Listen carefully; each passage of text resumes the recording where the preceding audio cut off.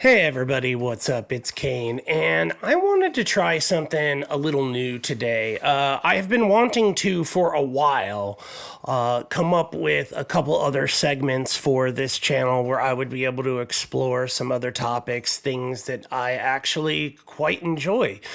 And I'm not sure what's going to stick, what's going to be rejected, so I am just going with the first topic that I happen to care quite a bit about, and it's somewhat relevant. I saw something the other day posted by Ben Shapiro, and it had inspired me to get this out. I guess you could say a little bit sooner than I think I was originally going to plan, but in the absence of content, I definitely did want to get something up. So again, I want to reiterate here that I like to be kind of a jack of all trades, and while I have no aims for this to become a political channel, I wanted to give people some knowledge that they could use for arguments like the one Ben put forth, which I'll get into in just a moment. Add into that the fact that I'm deeply fascinated by the military and military technology, and I really did kind of want to get to this topic, but I need to stress that this channel is never going to become political. At least that's not my intention. If that's where the numbers go, I will always follow the numbers, because what's the point of being a channel if you're not going to listen to your reviewers? But if the dismount's like, obviously, I would discontinue any content that was not liked. But the primary purpose of this video is to really arm people with knowledge for what I consider to be disingenuous arguments. You know, Ben Shapiro's basic argument, which I'll link below, was that, you know, the United States has too much going on at home, that we can't keep funding this over in Ukraine forever, which is sort of like the idea that we can't walk and chew gum at the same time, which, let's set aside that silly notion. Like, the idea, the U.S. has authorized to date somewhere in the neighborhood of $85 billion from which Joe Biden can draw down and supply aid to the Ukrainian military. And it's also set up in such a way that the United States is purchasing these items for the military contractors rather than just giving them away. So everybody's getting paid. And in the event that whatever doesn't get used, the U.S. military will then just use to replenish their stores. So it really is a win-win-win. But this $85 billion that's been set aside, that people talk about like some huge amount of money, I just want to point out some things that have happened since the United States has taken one of the lead roles, along with Poland, in getting Ukraine the assistance and the weapons that they need. Even if it's not directly coming from Biden, there are people within the Biden administration who have been rather vociferous about certain things. But it's important to realize that you know, the success of Ukraine is not happening in a vacuum. It's not happening because the United States is doing it all. A lot of countries are providing aid. They're providing what they can within their means, whether it's ammunition, whether it's body armor, whether it's food rations or anything like that, batteries, you know, just winter clothing. They're doing so in an effort to help Ukraine stave off this horrific invasion.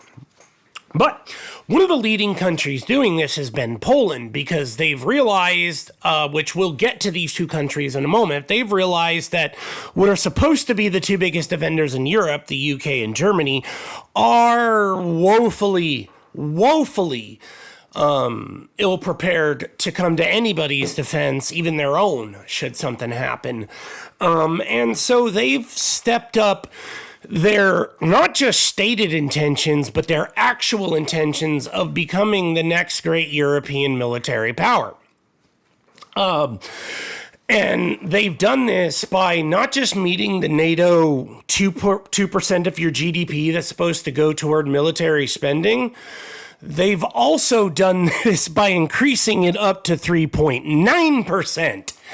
which makes them one of the largest NATO contributors now. And they're also stepping up, investing heavily in military repair hubs for surrounding countries, which has proven very useful for Ukraine during the present conflict. And I'll provide links to all this stuff down below.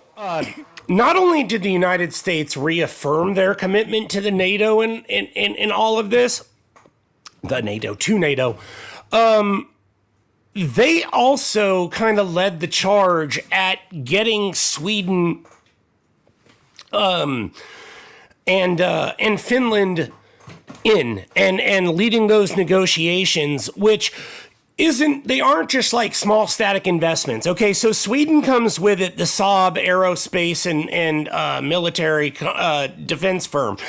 And they are brilliant at what they do and will be a major, major asset to NATO. Similarly, Finland has one of the largest artillery bases in the entire world because for the longest time, their likeliest opposition in a war has the world's largest collection of artillery, and that's Russia. So, not only did the United States crap all over Putin's idea of preventing the expansion of NATO, they were actually integral into getting a nation that now shares 830 miles of border. Another thing that's popped up out of this is that Japan has woken up from years of pacifism. And though they are not a NATO member because it's not meant for that, they have decided to meet NATO's spending and exceed it. So that way, when China inevitably seeks to reclaim Taiwan, which they have stated they are going to do, and many experts believe it'll be done by 2027, having Japan all that much more ready will only save American lives. And the United States will not have to expend as much of its own resources because Japan has kicked up spending.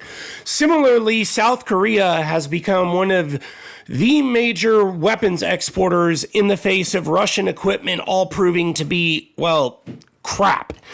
And this has sort of taken the Chinese expectations and shattered them because they were hoping to sort of get on to the market themselves, but a lot of their equipment is based off of, stolen F-35 technology, as well as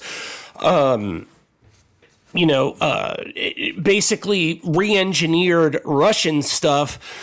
Countries know that they're essentially buying re-engineered Russian stuff, and Russian stuff is proven to be not that good in combat, so that money is no longer going to China, which means it's no longer going towards their potential war coffers. And in the event that a war does happen, you don't want money. You don't want a substantial pool for China to draw upon that they can, use to ride out whatever sanctions will inevitably come as a result of trying to retake Taiwan. And finally, aside from completely, I guess you could say, de-pantsing or just pantsing Russia on the international stage with their military and their projected power, the other thing that's happened as a result of this is that it's made NATO and NATO nations acutely aware of the fact that neither Germany nor the UK have militaries that are what you would call response ready. In fact, they are woefully unprepared for a major conflict, and should one happen now, the United States would be really kind of left holding the bag by their two biggest allies. So this is another huge thing that's come out of all of this. And it's cost the United States $85 billion and not one single U.S. soldier.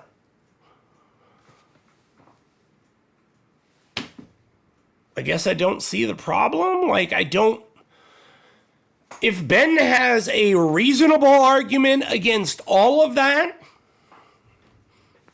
but I don't think they do, because I don't think they're being genuine about the finances. Because this isn't a lot of money. I think they're using the finances as a way to pull back support, but they never really wanted to support them in the first place. Strongmen is what people like Ben Shapiro do.